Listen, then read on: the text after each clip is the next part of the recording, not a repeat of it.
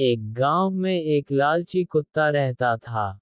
वह गांव में घूम घूम कर खाने की तलाश करता था। वह इतना लालची था कि उसे जितना भी खाने के लिए मिलता था, उसे कम ही लगता था। गांव के दूसरे कुत्तों के साथ पहले उसकी अच्छी दोस्ती थी, लेकिन उसकी इस आदत की वजह से सभी उससे दूर रहने लगे। लेकिन उसे कोई फर्क नहीं पड़ा, उसे सिर्फ अपने भाईजान से मतलब था। कोई न कोई आते जाते उसे खाने के लिए कुछ न कुछ दे ही देता था। उसे जो खाने को मिलता उसे वो अकेले ही चट कर जाता।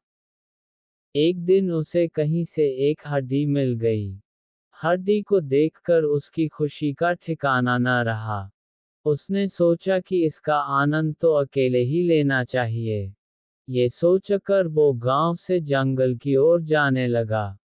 रास्ते में वह पुल के ऊपर से नदी पार कर रहा था, तभी उसकी नज़र नीचे नदी के ठहरे हुए पानी पर पड़ी।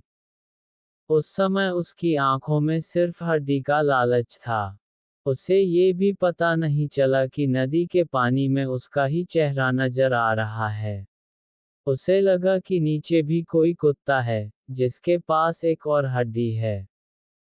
उसने सोचा कि क्यों न उसकी भी हड्डी छीन लूं, तो मेरे पास दो हड्डियां हो जाएंगी।